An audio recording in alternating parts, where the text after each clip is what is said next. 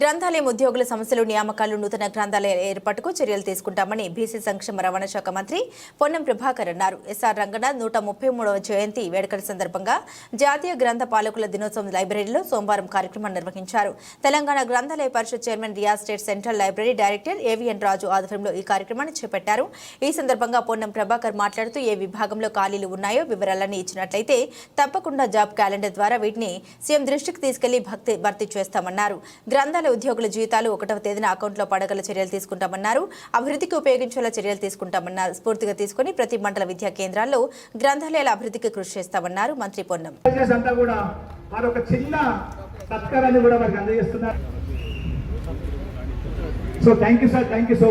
సభా కార్యక్రమానికి వేదిక మీదకి సాధారణంగా గట్టిగా చప్పట్లతో ఆహ్వానించవలసిందిగా కోరుతున్నాను. Thank you sir. మా ఆహ్వానాన్ని మన్నించడానికి వారిని వేదిక మీదకి సాధారణంగా ఆహ్వానిస్తున్నారు. వారికి పుష్పగుచ్చాన్ని కూడా ఇప్పుడు కమరుద్దీన్ గారు నూతనంగా న్యాయవాది చేపట్టిన కాంగ్రెస్ లో ప్రముఖ పాత్ర వహిస్తే కమరుద్దీన్ వీరు సంఘ సంస్థల సంఘ సేవకులు డాక్టర్ అదేవిధంగా మన ముఖ్య అతిథి గారిని వారు సన్మానిస్తున్నారు. వారి దాతలు స్ఫూర్తితో ఇచ్చినందుకు ఇలాంటి దాతలందరూ కూడా ఖచ్చితంగా పూనుకున్నట్లయితే మన గ్రంథాలయానికి ఇలాంటి వాటర్ డిస్పెన్సర్స్, ఏసీలు కానివ్వండి, ఫ్యాన్లు కానివ్వండి, వాళ్ళకి అదేవిధంగా డాక్టర్ వెంకటరాజన్ గారు కూడా దయచేసి సభాధ్యక్షులు డాక్టర్ రియాజ్ సార్ గారిని 2 నిమిషాలు మాట్లాడిన తర్వాత ముఖ్య అతిథి ప్రసంగం తర్వాత గౌరవనీయ పెద్దలు తెలంగాణ రాష్ట్ర రవాణా శాఖ మరియు బీసీ సంక్షేమ శాఖ అధ్యక్షులు మంత్రి గారు, మన రాష్ట్ర అధ్యక్షులు డాక్టర్ రియాజ్ సార్ గారు వారి సన్మానం చేసి వేదిక వద్దకు తోడుకొని వస్తున్నారు. స్వాగతం సార్, సుస్వాగతం. వారిని గట్టిగా చప్పట్లతో జోచిపజ్జ కార్యక్రమాన్ని కూడా వారు చేస్తున్నారు. అదేవిధంగా మన డాక్టర్ రియాజ్ సార్ గారు, అదేవిధంగా డైరెక్టర్ రాజు గారు కూడా జ్యోతిపజ్జ చేయడం జరుగుతుంది. పితామహులు, జాతీయ పితామహులు డాక్టర్ ఎస్ఆర్ రంగనాథ్ గారికి గట్టిగా చప్పట్లతో మనం 133వ జయంతి ఉత్సవాన్ని ఘనంగా నిర్వహించుకుంటున్నాం. వారికి మనం నివాళులు కూడా అర్పిస్తున్నాము. ఈ రోజు మనమంతా కూడా ఈ ప్రొఫెషన్ లో బతుకుతున్నామంటే వారి సేవా నిరతి, వారి నిరంతర కృషి మనమంతా కూడా నివాళులు కట్టి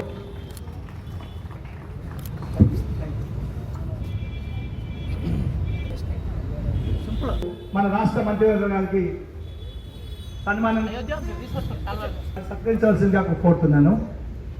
మీరు రెడీగా ఉండాలబ్బా, రెడీగా ఉండాలి. ఎక్కువ టైం లేదు కదా మనకు. సో ఈరోజు జాతీయ గ్రంథాలయ మన తక్కువ 30-40 మినిట్స్ ఉంటారు కాబట్టి ఆ 30-40 మినిట్స్ టైం ఏదైతుందో ఆ టైంలో ప్రైజ్ డిస్ట్రిబ్యూషన్కి మనం ఎక్కువగా ఇంపార్టెన్స్ ఇచ్చే ప్రయత్నం చేద్దాం. మరి కొంచెం ఓపిక్గా మీరు ఉంటే సరిపోతుంది. ఆల్రెడీ సార్ బహుశా ఒక 5-6 నిమిషాలు ఎక్కువ ఉంటారు, మేము రిసీవ్ చేసుకొని వస్తాం.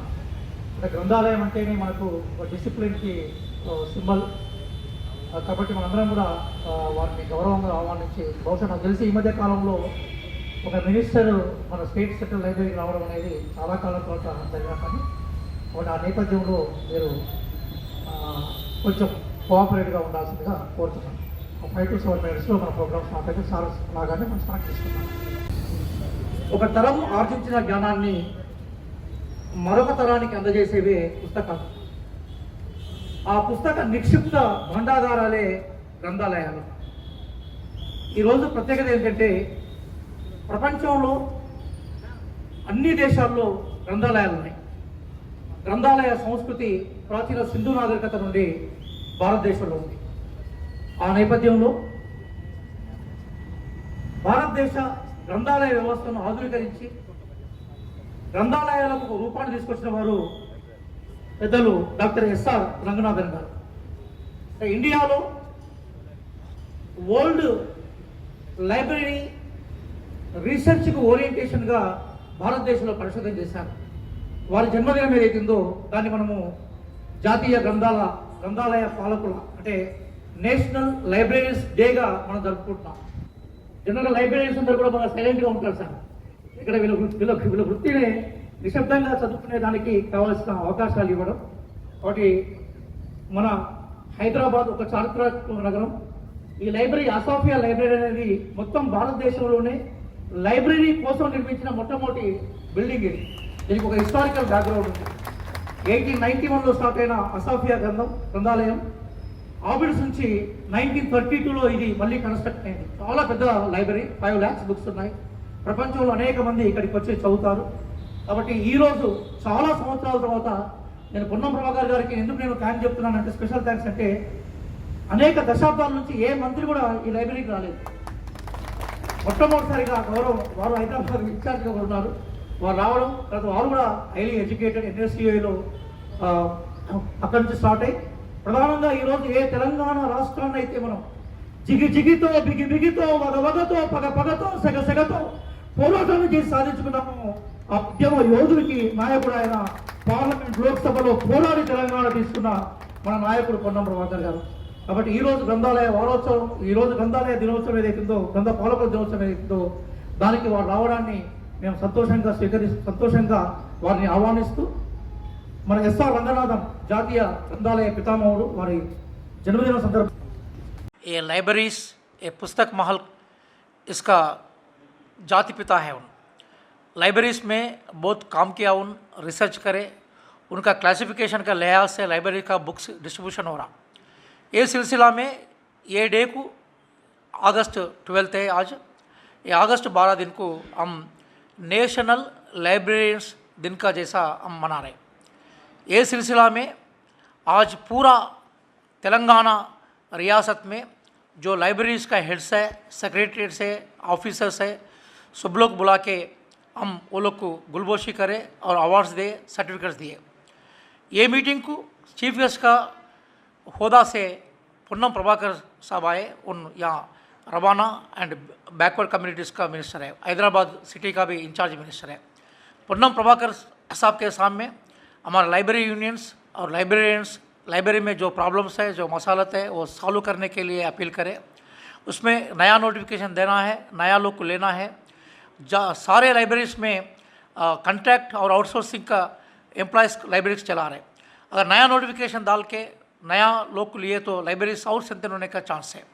और एक ये लोकल गवर्नमेंट सेस कलेक्ट करते पब्लिक में, वो सेस में 8% या लाइब्रेरीज के अलाट होना, मगर लोकल बॉडीज़ लाइब्रेरीज के नहीं दे रहे, वो भी मिनिस्टर के सामने हम रखें। मिनिस्टर साहब वादा करें जो सेस बाकी है लोकल गवर्नमेंट से लाइब्रेरीज के आना है, वो सेस दिलाने के लिए वादा करें। और अब नया जॉब कैलेंडर में लाइब्रेरियंस का जो जॉब्स है वो दिलाने के लिए भी वादा करें। जो लाइब्रेरियंस का जो तनख्वाह का और दूसरा समस्या है, दूसरा इश्यूज़ है, वो इश्यूज़ भी सॉल्व करने के लिए वादा करें। हम शुक्रगुजार हों और मिनिस्टर साहब जो हमारा वादा करे वो वादा निभाए तो लाइब्रेरी स्ट्रेंथन होने का चांस है। हर एक साल ये एसआर रंगनाथन का जो ये फेस्टिवल को लाइब्रेरी के दिन को हम सारे जगह में, ऑल लाइब्रेरीज में हम कंडक्ट कर रहे हैं।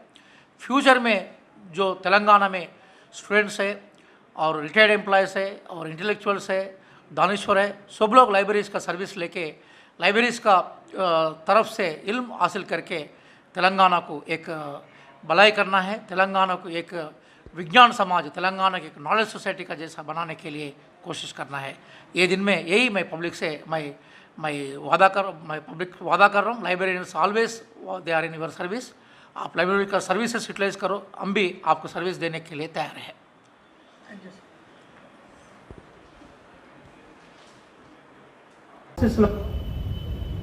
కొన్ని కీలకమైన విషయాలు గౌరవ మంత్రివర్యులు అట్లాగే తెలంగాణ రాష్ట్ర ప్రదాతల్లో ఒకరైన పొన్నం ప్రభాకర్ గారి దృష్టికి తీసుకొద్దాం అనుకుంటున్నాను. అదేంటంటే మొట్టమొదటిసారిగా భారతదేశంలో ఆధునిక లైబ్రరీస్ని ఏర్పాటు చేసింది బ్రిటిష్ ప్రభుత్వం. ఆ టైంలోనే బిల్గ్రామి ఆధ్వర్యంలో మొట్టమొదటిసారిగా లైబ్రరీస్ని తెలంగాణ మనకి హైదరాబాద్లో మొట్టమొదటిసారిగా స్టార్ట్ చేశారు. 1901లో శ్రీకృష్ణాంధ్ర భాషా నిలయము, 1904లో వరంగల్లో రాజరాజ నరేంద్ర గ్రంథాలయాలు ఎస్టాబ్లిష్ అయ్యాయి. అంతకుముందే మొదలయ్యారు గ్రంథాలయము సికింద్రాబాద్లో స్టార్ట్ అయింది.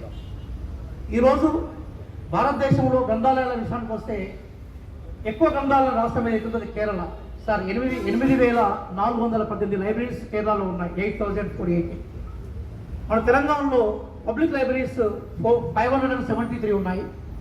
వీటిని ఇప్పుడున్న ప్రభుత్వం రేవంత్ రెడ్డి గారి నాయకత్వంలో ముఖ్యమంత్రిగా ఉన్న ప్రభుత్వం పొన్నం ప్రభాకర్ గారికి వారు మా మంత్రివర్గంలో కూడా చాలా కీలకమైన వారు, తెలంగాణ ఉద్యమ ప్రదాతగా మనం వారిని గుర్తిస్తున్నాం. కాబట్టి వారికి నా విజ్ఞప్తి ఏంటంటే ఈ 573 పౌర గ్రంథాలయాల్ని మన టర్ములో ఒక 1000 గ్రంథాలయాల్లో తీసుకుపోవాలని నేను వారిని కోరుకుంటాను